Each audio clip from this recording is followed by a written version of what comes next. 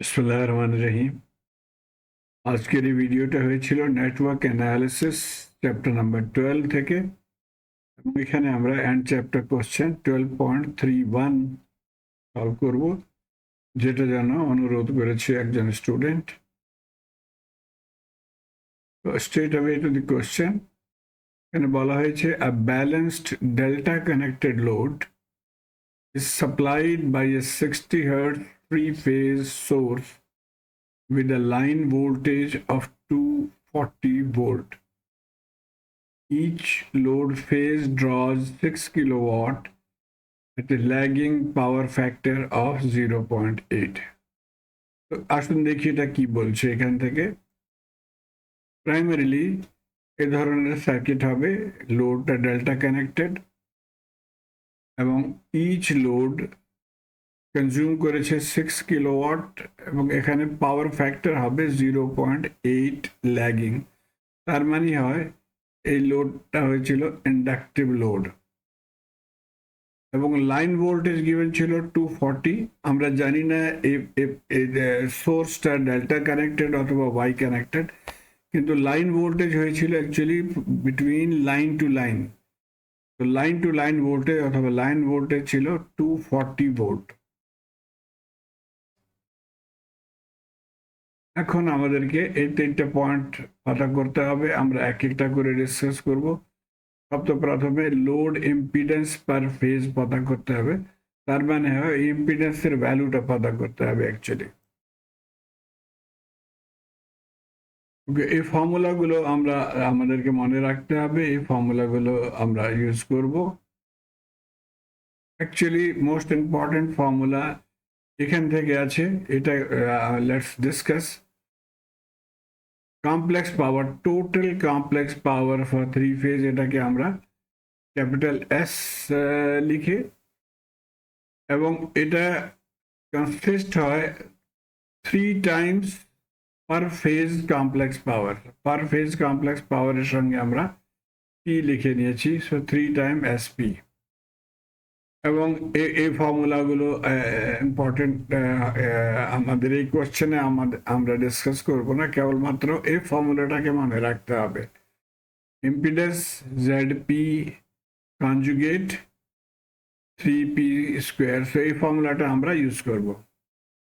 তারপরে দ্বিতীয় ফর্মুলাটা ছিল ফ্রম দিস ইম্পিডেন্স ট্রায়াঙ্গেল আর পাওয়ার ট্রায়াঙ্গেল বলা হয় এস, এটা ছিল এস কমপ্লেক্স পাওয়ার, যেটাকে হবে P plus J Q. P ছিল রিয়েল অ্যাক্সিস এবং কিউ ছিল ইমাজিনারি অ্যাক্সিস। তো এই ফর্মুলাটাও আমরা ইউজ করব।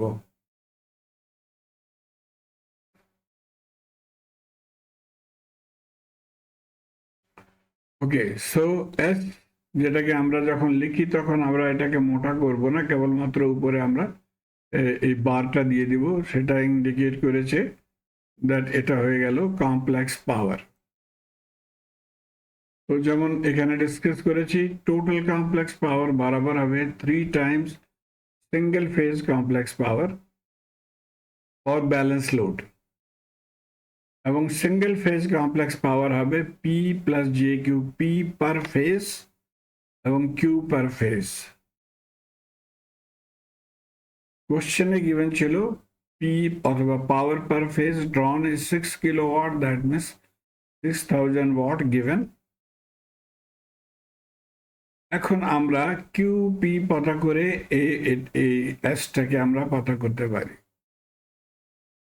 আসুন দেখি কেমন করে আমরা কিউ পি পতা করব। এটা ছিল আমাদের কিউ,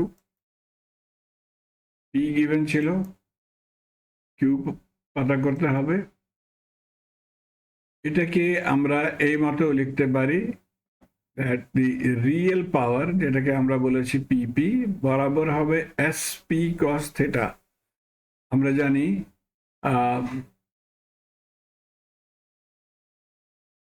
ট্রিগোনোমেট্রিক ফর্মুলা ছিল ভূমি ডিভাইডেড বাই অতিভুজ, সেটা হয়ে গেল কস থেটা, এবং লম্ব ডিভাইডেড বাই অতিভুজ ছিল আমাদের সাইন থিটা। তো এইখান থেকে এই দুটো লিখে নিয়েছি।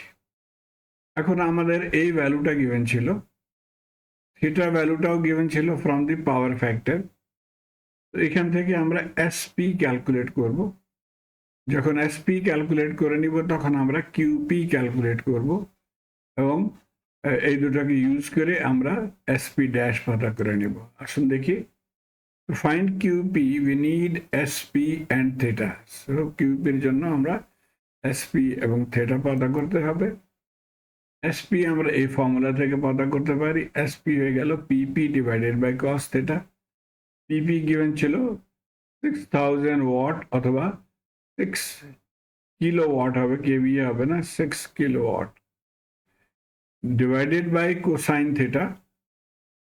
কোসাইন থিটা যেটাকে বলা হয় পাওয়ার ফ্যাক্টর, সেটা হয়ে যাবে 0.8। যখন আমরা ডিভাইড করে দিব তখন আমাদের এসপি হয়ে যাবে 7.5 এবং এসপি অথবা কমপ্লেক্স পাওয়ারের ফর্মুলা ছিল কেভিএ। সো এখানে আমরা কেভিএ লিখে নেব।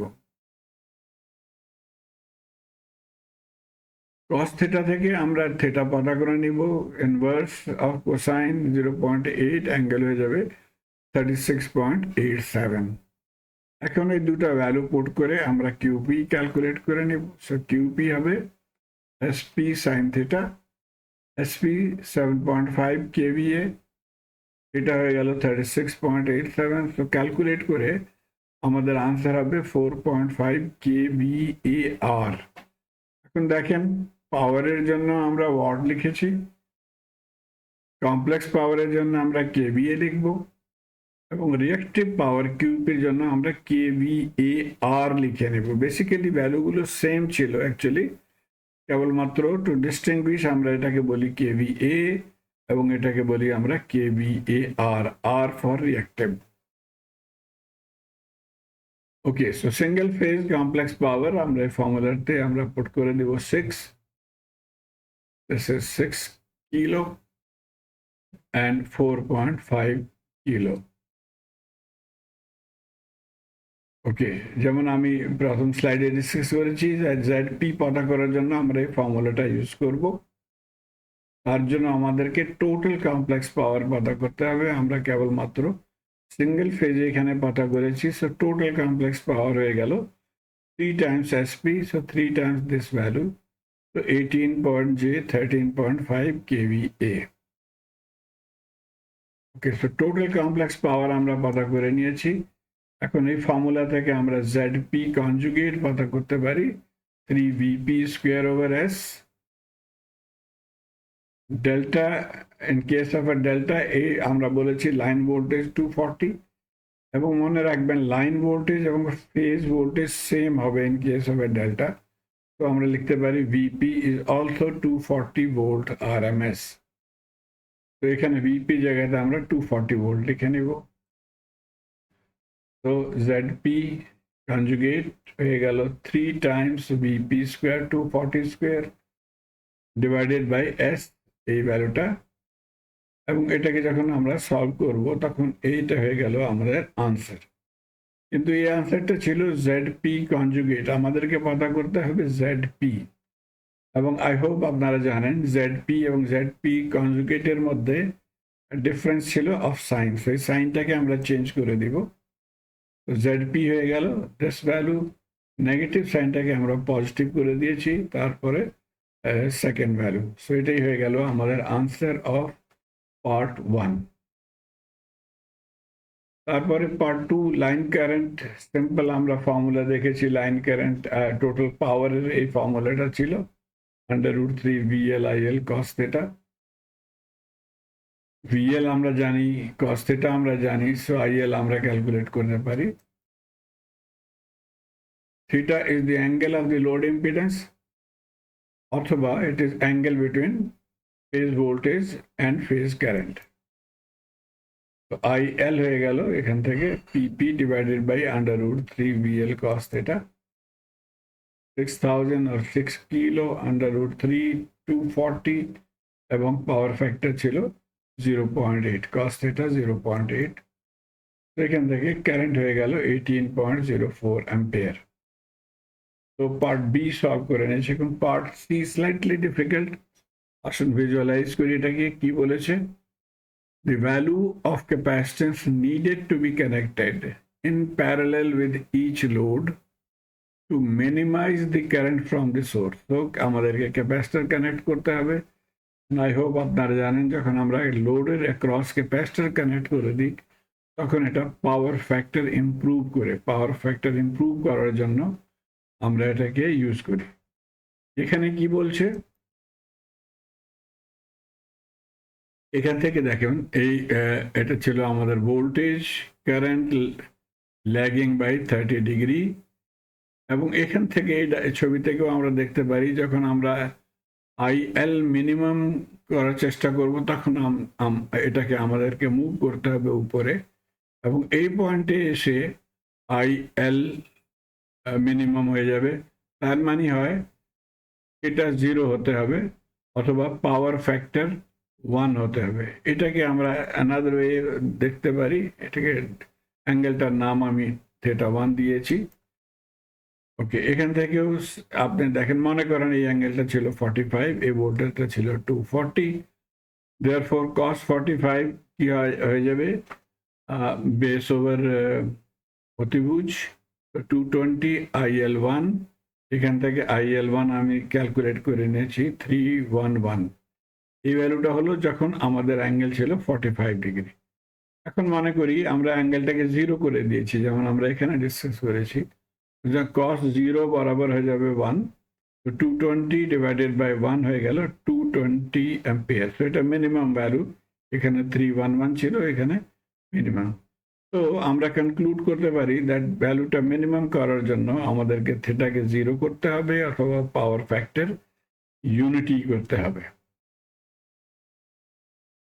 ওকে, এই ছবিটাও আপনারা মনে রাখবেন। ইন্ডাকটিভ লোড আমাদের ছিল, এটাকে আমরা যখন ক্যাপাসিটর কানেক্ট করি তখন কি হয়, ইন্ডাকটিভ লোডের জন্য আমরা দেখেছি আমাদের কারেন্টটা নিচে আসছে, ল্যাগ করেছে, ক্যাপাসিটর কি করবে, এটাকে পুল করবে উপরে, অথবা ক্যাপাসিটর আমরা বলি কারেন্ট লিডস দি ভোল্টেজ।